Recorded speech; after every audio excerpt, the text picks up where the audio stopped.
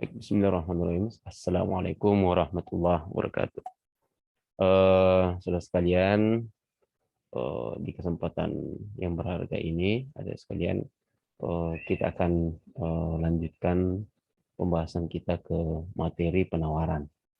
Setelah kita mempelajari permintaan, nah, kali ini kita akan belajar penawaran. Jadi, penawaran itu eh, merupakan eh, bagian yang tak terpisahkan dalam siklus bisnis, ya.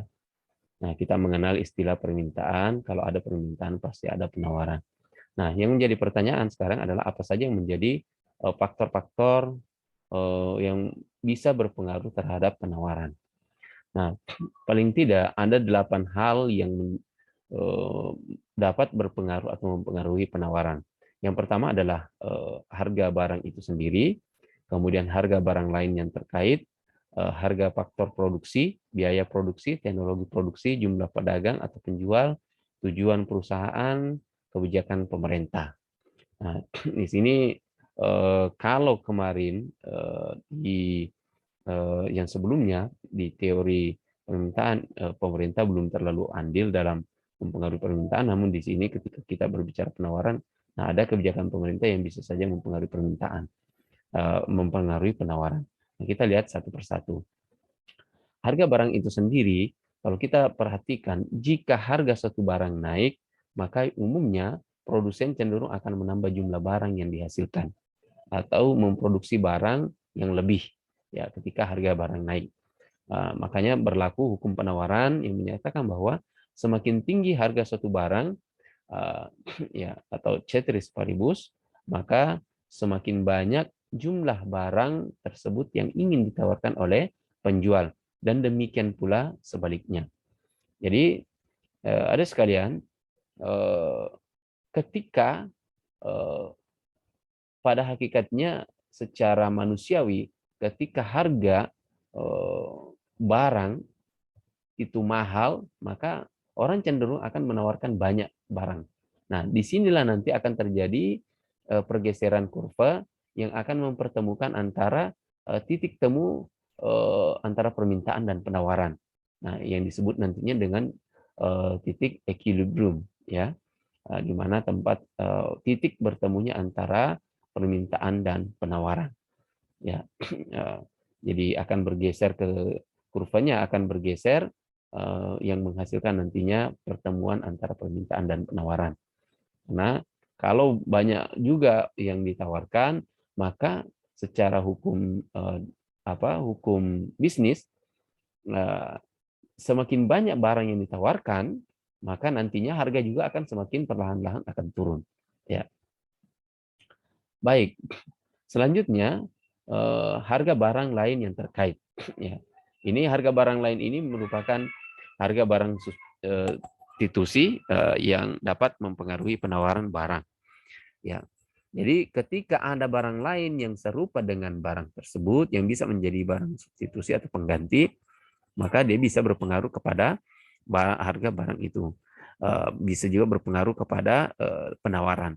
Misalnya, kenaikan biaya produksi luar negeri atau kenaikan tarif impor menjadikan baju impor menjadi mahal. Maka konsumen baju impor lebih suka membeli baju buatan dalam negeri. Nah, ini akan memunculkan banyak permintaan dalam negeri sehingga penawaran baju dalam negeri bisa meningkat, ya. Nah, secara umum dapat dikatakan bahwa apabila harga barang substitusi naik, maka penawaran satu barang bertambah. Dan sebaliknya, kalau harga barang substitusi itu rendah, maka bisa saja penawaran akan berkurang. Sedangkan barang komplement itu dapat dibuat pernyataan bahwa apabila harga barang komplement itu naik, maka penawaran satu barang berkurang. Sedangkan sebaliknya, apabila harga barang komplement itu menurun, maka bisa saja harga barang itu akan naik. Ya. Nah, kemudian ada sekalian, harga faktor produksi. Nah, ini juga menjadi hal yang bisa mempengaruhi penawaran. Kenaikan harga faktor produksi seperti misalnya tingkat upah yang lebih tinggi, harga bahan baku, lalu kemudian mengalami kenaikan bahan baku tersebut atau kenaikan tingkat bunga modal, ini akan menyebabkan perusahaan akan memproduksi output-nya lebih sedikit dengan jumlah anggaran yang tetap. Ya, jelas kalau misalnya gaji karyawan diharuskan naik, ya jelas ini akan berpengaruh kepada produksi perusahaan. Ya, produksi perusahaan akan dikurangi, ya, karena biaya yang dianggarkan itu sudah difikskan sebelumnya pastinya. Nah, kemudian kenaikan harga faktor produksi, ya, kenaikan harga faktor produksi juga akan mengurangi laba perusahaan. Ya. Jika laba tidak istilahnya tidak menarik lagi, maka mereka akan pindah ke industri lain. Ya. Hal ini akan mengurangi penawaran barang. Jadi ini merupakan suatu hal yang lumrah dalam situasi pasarnya, pasar produksi barang dan jasa. Ketika kurang keuntungan di situ, orang akan beralih ke barang lain, ya, memproduksi barang lain. Nah, ini juga akan menyebabkan yang namanya berkurangnya penawaran atau bertambahnya penawaran. Yang berikutnya adalah biaya produksi. Kenaikan harga input sebenarnya juga menyebabkan kenaikan biaya produksi. Ya, kalau misalnya harga-harga barang produksi naik yang mau digunakan untuk memproduksi barang dan jasa, maka biasanya biaya produksi juga akan meningkat, ya, akan meningkat. Nah, apakah disebabkan oleh kenaikan harga atau penyebab lainnya? Maka produsen akan mengurangi hasil produksinya. Kalau barang-barang mahal, kemudian cost of biaya produksi ya juga semakin tinggi, biasanya perusahaan akan mengurangi produksinya.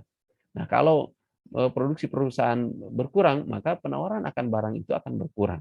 Nah, ini juga nantinya akan berefek lagi pada kenaikan harga. Ya, ini akan berefek ke sana. Lalu kemudian teknologi produksi. Ya, teknologi produksi merupakan hal yang bisa berpengaruh kepada penawaran. Karena kita ketahui bahwa kemajuan teknologi itu bisa menyebabkan penurunan biaya produksi dan bisa juga malah meningkat. Ya. Nah, dan ini bisa menciptakan barang-barang baru dalam hubungannya dengan penawaran suatu barang. Kemajuan teknologi ini bisa menyebabkan kenaikan dalam penawaran barang. Ya, ya. Jadi tergantung kondisinya. Kalau misalnya perusahaan itu menggunakan teknologi produksi yang canggih, maka itu bisa meningkatkan penawaran. Kenapa? Berarti dia bisa memproduksi barang dan jasa yang lebih besar dan lebih banyak dari sebelumnya. Ketika menggunakan manual, misalnya dia hanya bisa memproduksi 10, ternyata menggunakan teknologi bisa menghasilkan 20-30 per hari. Nah, berarti kalau stoknya banyak, produksinya besar, maka penawaran pasti akan banyak di pasaran. Nah, apabila jumlah penjual suatu produk tertentu semakin banyak, maka penawaran barang semakin tersebut semakin bertambah di pasaran. Nah, selanjutnya tujuan perusahaan. Nah, dilihat tujuan perusahaan ini, umumnya tujuan perusahaan itu adalah ingin memaksimalkan keuntungan, ya, bukan memaksimalkan produksinya. Nah, namun demikian sering kita temukan di lapangan bahwa produsen dengan tujuan berbeda seperti BUMN. Umumnya BUMN itu lebih mementingkan tingkat produksi untuk kesejahteraan. Ya, misalnya listrik misalnya, mereka berupaya sebanyak mungkin rumah tangga yang bisa dijangkau, ya, bisa dijangkau oleh listrik. Nah, dengan demikian penawaran suatu barang dipengaruhi oleh tujuan yang ingin dicapai perusahaan. Kalau perusahaan itu lebih kepada mensejahterakan masyarakat, kalau seperti misalnya BUMN, maka ya dia tidak berupaya untuk kemudian melihat jumlah produksinya, tapi lebih kepada kualitas produksi dan harga. Nah, ini akan menyebabkan nantinya kesejahteraan. Tapi kalau misalnya untuk kesejahteraan rakyat, bersama seperti misalnya PDAM dan seterusnya, ini berupaya untuk bagaimana melayani masyarakat sebanyak-banyaknya, mensejahterakan masyarakat sebanyak-banyaknya, ini akan berpengaruh kepada eh, tingkat penawaran. Ya. Nah, kemudian kebijakan pemerintah. Nah, ini yang terakhir. Kebijakan pemerintah, ya, ini dapat mempengaruhi penawaran terhadap suatu barang di Indonesia. Misalnya beras, ya, yang kita ketahui sebagai makanan pokok di negara kita. Kalau misalnya kebijakan pemerintah untuk mengurangi impor beras dan meningkatkan produksi dalam negeri, maka ini akan menyebabkan para petani menanam padi tertentu yang dapat memberikan hasil yang banyak. Dan dengan kebijakan ini jelas akan menambah penawaran beras dan keperluan impor dikurangi. Nah, berarti penawaran beras dalam negeri itu akan meningkat oleh petani dan bulog misalnya. Nah, ada sekalian, ini merupakan faktor-faktor yang menjadi penentu, ya, bukan penentu, tapi ini bisa mempengaruhi ya tingkat penawaran barang ataupun jasa di pasaran. Nah, rumus dari fungsi penawaran ini berdasarkan faktor-faktor yang mempengaruhi penawaran tadi itu bisa kita lihat di mana supply barang X itu sama dengan F, ya, F dari produksi barang harga P, price barang X, kemudian price barang Y atau barang substitusi atau komplement, lalu kemudian harga input, ya, PI, input produksi, kemudian cost, ya, biaya produksi, lalu kemudian tech itu teknologi, kemudian PET jumlah pedagang. Nah, kemudian tujuan perusahaan, dan yang terakhir adalah kebijakan pemerintah, ya, kebijakan pemerintah. Nah, inilah rumus dari faktor-faktor yang mempengaruhi daripada penawaran. Nah, ada sekalian, ini kurva fungsi produksi, ya, PS, ya, sama dengan minus 40 tambah 5P, di mana kita bisa lihat bagaimana pergeseran, ya, supply atau penawaran dari S0 ke S1 atau S1 ke S0, ya. Kalau misalnya jumlah harga barang itu meningkat, maka satu satuan, maka boleh jadi kuantitas yang ditawarkan juga akan berpindah, ya, akan bergeser ke kanan, ya. Yang di bawah ini kuantitas beras misalnya itu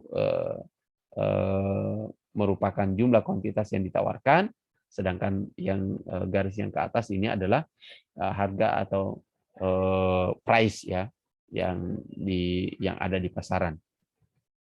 Nah, kemudian ini harga keseimbangan, ya.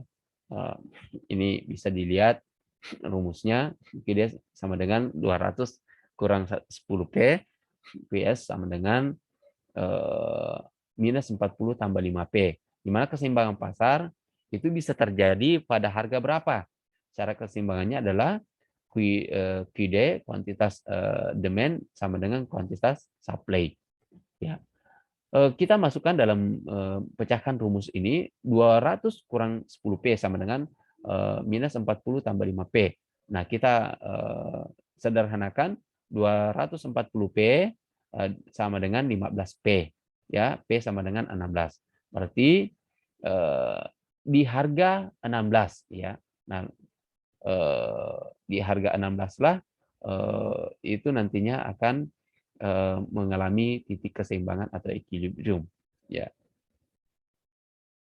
Nah, ini soal, ya.